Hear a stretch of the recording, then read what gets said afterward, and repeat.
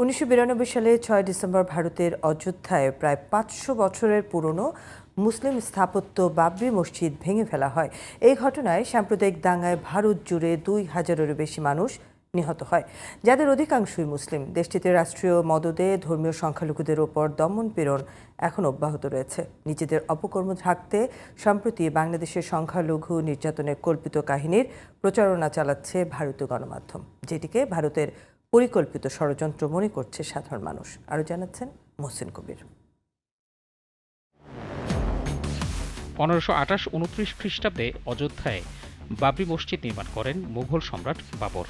কিন্তু ওই স্থানকে রামের জন্মভূমি ও মসজিদের নিচে রাম মন্দির ছিল বলে দাবি করে ভারতের উগ্র হিন্দুত্ববাদী সংগঠন বিশ্ব হিন্দু পরিষদ VOHP এবং বর্তমান ক্ষমতাসীন বিজেপি।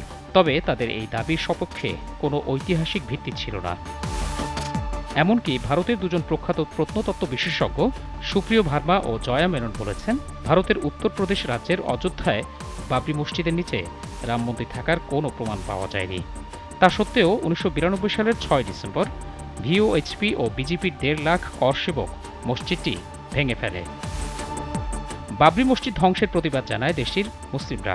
পরের কয়েক মাস ধরে চলা সাম্প্রদায়িক দাঙ্গায় কমপক্ষে 2000 মানুষ নিহত হন, যাদের বেশিরভাগই মুসলিম। প্রতিবাদ হয় বাংলাদেশ সহ বিশ্বের বিভিন্ন দেশে।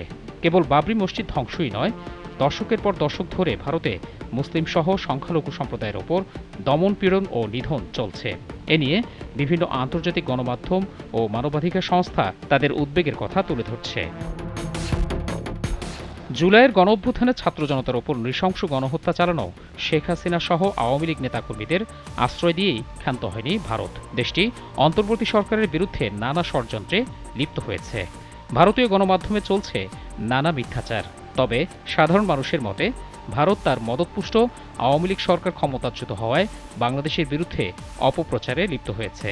আমাকে যদি সরকার বলে এই ভারতের আধিপত্য দাদাগিরির বিরুদ্ধে লড়াই করতে, সংগ্রাম করতে আমি প্রস্তুত আছি। বাংলাদেশকে একটি অঙ্গরাজ্য হিসেবে রাখতে চায় এবং আমরা এই 1100 থেকে বাঁচতে চাই। ফ্যাসিস্ট সরকার চলে গেছে, তাকে আবার পুনরাবৃত্তি করার জন্য, এই দেশটাকে অস্থিতিশীল করার জন্য এই করতেছে। মানুষের মতে আগ্রাসী মনোভাবের কারণে প্রতিবেশী কোনো দেশের সঙ্গেই ভারতের সুসম্পর্ক নেই। যেভাবে বাবরি মসজিদ ভাঙা হয়েছিল, ইসলামী ইতিহাসে এইভাবে এইরকম জঘন্য কাজ কোনো দেশে হয়নি। আমাদের দেশের কিছু মানুষ এটার সাথে জড়িত। এদিকে সম্প্রতি ভারতের বিখ্যাত আজমির শরীফের নিচে মন্দির আছে বলে দাবি করেছে হিন্দুত্ববাদী সংগঠন হিন্দু সেনা। এ নিয়ে দেশটিতে নতুন করে উত্তেজনা সৃষ্টি হয়েছে। শুক্রবার ঢাকায় ভারতের এই ষড়যন্ত্রের প্রতিবাদে বিক্ষোভ করেছে একটি সংগঠন। ধ্বংস করেছে বাবরি মসজিদকে, এখন নতুন করে ধ্বংস করতে যাচ্ছে আজমির শরীফকে।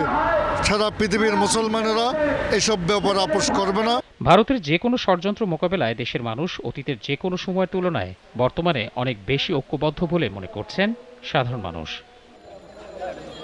মহসিন কবির, GTV নিউজ, ঢাকা।